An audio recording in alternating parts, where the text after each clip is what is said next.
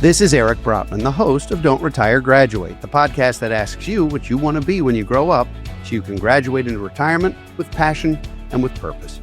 Welcome to our Diary of a Financial Advisor segment, where we interview financial advisors about their professional journeys and their passion for helping others succeed. Today, I'm pleased to be joined by Kobe Bolanos. Kobe joined BFG Financial Advisors in August 2021 as an investment operations associate and transitioned to the advisory team in 2022. Born and raised in Lebanon, PA, he later relocated to Maryland and attended Stevenson University, where he earned a bachelor's degree in business administration with a concentration in finance and a minor in information systems. He earned his certified financial planner practitioner designation in 2023. When he's not in the office, he enjoys reading a good book or training for different fitness challenges, some of which I've witnessed, actually. Kobe, welcome to Diary of a Financial Advisor. Thank you for having me. I appreciate it. So this is not your first rodeo here. You're a KG veteran of not only this podcast, but also the webinar world. That is true. I wouldn't consider myself a seasoned veteran just yet, but I'm getting a little taste of the water. So a couple things. First of all, this is our last episode of Diary of a Financial Advisor as part of the Don't Retire, Graduate podcast. We're here for the holidays. We're starting something new after the first of the year. I'm excited to talk about here at the end of the show, so stay tuned. But what's cool about that is forever, you get to be the last guest. You're like the ringer. You're the one bringing it home. That's a lot of pressure, but I'm hoping that everyone can enjoy this for the holiday season. So a couple things. One, your career, and now I can't believe you've been here 4 years. That's amazing. 4 plus. But we tend to bring folks into what is a 5-year apprenticeship, and you're nearing the end of that, where you're going to take the next pretty big step in your career, during the course of 2026 and beyond. How has that experience been? Has it been hard to be patient? Has it been a reasonable pace? Like, how do you feel about the way that you started as someone straight out of school to someone who's going to be advising clients of BFG within a year or so? Yeah. It's been a great experience. I think just, starting out with the books and learning the bare basics of it, and then kind of transitioning to being in client meetings, you can really put what you read in the book to practice. There's a lot of emotional side to the financial planning world that you can't get from a book. You kind of just get that from experience. So I think that's been, I'd say a little bit of the struggle, but a little bit of, a learning opportunity as well. They don't necessarily explain how to, say it in client terms, because I can speak to you and I can use the technicals all you want. But for someone that they don't do this every day, you have to figure out what's their language and what's the middle ground and how you can communicate effectively with everyone, because it changes on a client by client basis. So it's interesting because I think the CFP board has changed their program since you took the exam and added components on behavioral finance that are much more robust now. Because quite frankly, understanding why humans make the decisions that we make, and sometimes decisions that objectively seem like they're not in our best interest, and yet we make them over and over, and there's biases everywhere. But trying to understand what you can't get in a textbook is when somebody's really afraid, where they're really bereaved, or they're going through something hard, whether it's medical or family or something with their kids, it's an incredibly intimate experience to meet with clients. And you've had a chance to meet with dozens, if not hundreds by now, as a part of your training and development. And what would you say are the biggest surprises to you in terms of what this job is compared to maybe what you thought it was when you signed up initially? Yeah, I think I'd just go back to the emotional side of it, because I think you could be presented with the same, circumstance for two completely different households, and just knowing a little bit more about the client on a personal level will dictate whether you go in one direction for one and then another direction for the other. And I think, when you have these exams, it's A, B, C, or D to get the certification, but you kind of have to use that emotional intelligence side of things to really figure out, all right, what's the best interest of the client and what's going to make them feel comfortable at the end of the day. Because you don't want to jeopardize any relationship or make them feel uncomfortable in any type of way. So I think that's been the biggest eye-opener so far for me. So in this industry, there are lots of different specialty areas and focuses and niches and all kinds of different things. And you sort of took to the estate planning side relatively early in your career, where you said you wanted to be a part of the Baltimore Estate Planning Council. and get to know some of the attorneys and trust officers and philanthropists and other folks who are working with families who are talking about intergenerational wealth. I mean, real, in a lot of cases, real serious wealth. Why was estate planning specifically so interesting to you at such a young age? I mean, that's something that most people don't even think about until they're 4-year senior. Yeah. And I think that's the exact reason why, because there's not a lot of people on the younger side that are involved or even know what it is. When you watch TV, CNN, MSNBC, or whatever your news outlet is, they talk about the numbers of the financial planning world, but no one ever really talks about estate planning. And I'm at that point in my life where a lot of my friends are starting to have kids, getting married and all that. And the first thing that comes to my head is estate planning. But I can be certain that that's the last thing that's on their mind right now.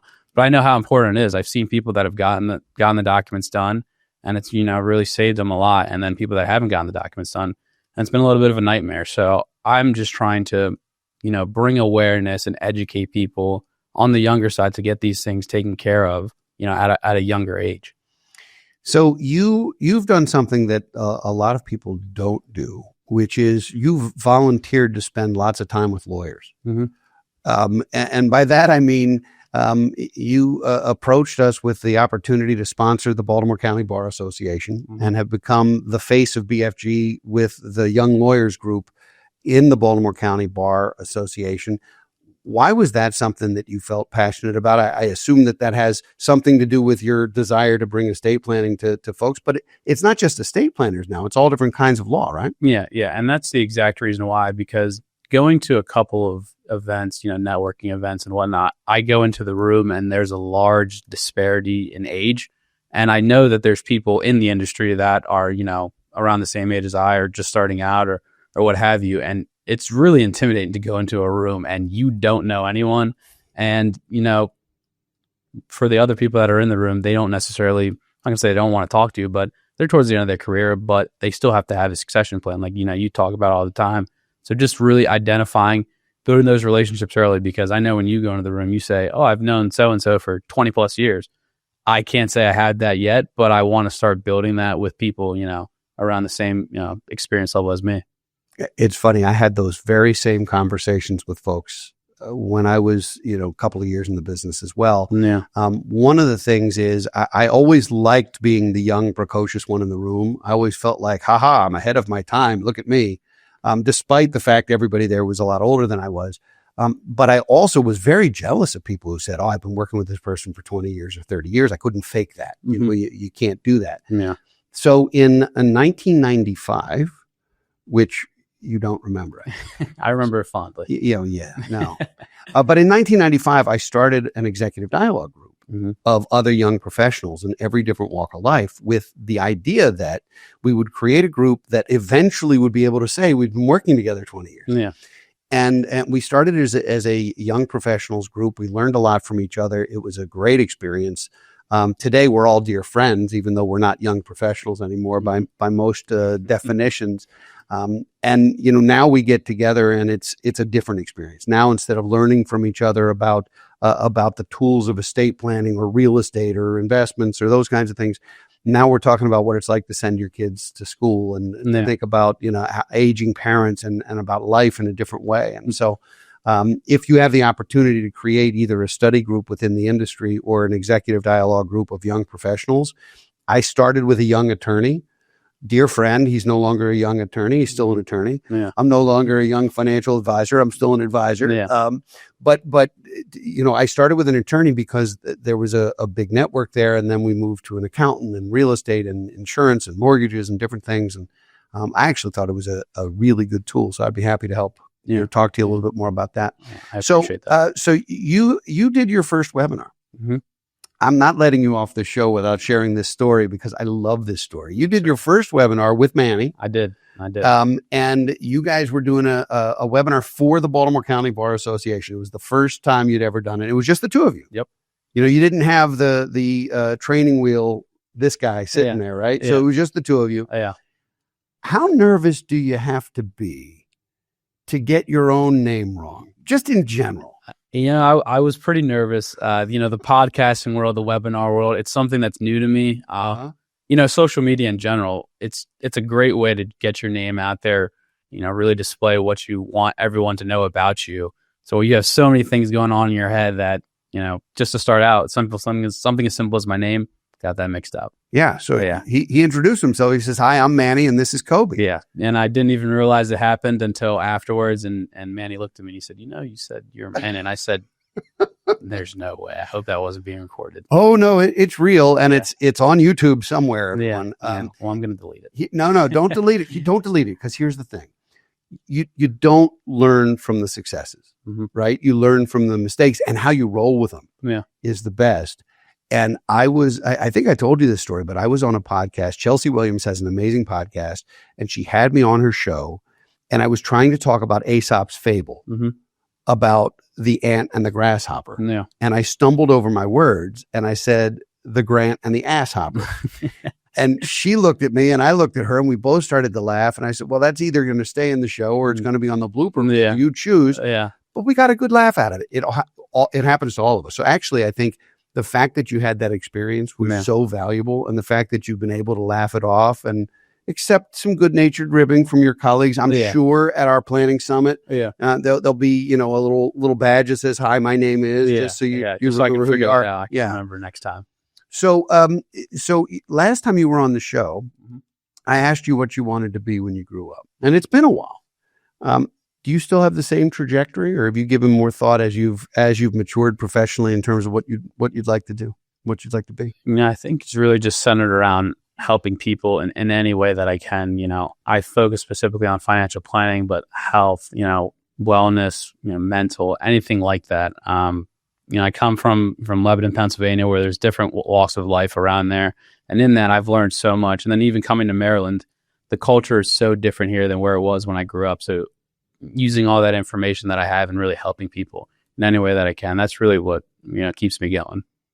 Well, just using the word Maryland and culture in the same sentence, I'm sure made somebody happy. I mean, there's a culture here of some kind, right? Yeah, absolutely. And it's different from where I grew up, but it's definitely helped, groom me into what I've become and what I ultimately want to become. So what a great way to end Diary of a Financial Advisor as a part of the Don't Retire, Graduate podcast. I can't thank you enough for being the anchorman. Thank you. I appreciate it. I mean, that's a hard gig. Yeah. I mean, we're going to remember this episode forever. Not as much maybe as the thing with Mandy, but we're going to remember this episode forever. Yeah. And I thank you for doing it again. It's always a pleasure. And it's been an honor and a pleasure to watch the 4 years you've been here, to watch you grow and mature into a darn fine financial advisor. And a heck of a good human being. And so I'm just glad you're on our team. Thank you. I appreciate it. There's been some bumpy roads, but I'm happy that it's smoothing out a little bit, and I'm really starting to grow. Well, we're glad you're here. Yeah, Thanks. Thank you. I'd like to thank all of you for listening and watching today. If you enjoy our show, please subscribe so we can continue to be a part of your journey to financial freedom. The big news, as we just talked about, is that starting in 2 weeks, Diary of a Financial Advisor will be joining BFG University. We'll be bringing new episodes every other Thursday, as we have, but with current events in the economy, markets, and the world, all designed to be timely, entertaining, and educational. Go to bfguniversity.com for more information. Don't Retire, Graduate will be back next week with another engaging guest, and we hope you'll subscribe and never miss an episode. For now, this is your host, Eric Brotman, reminding you, don't retire, graduate.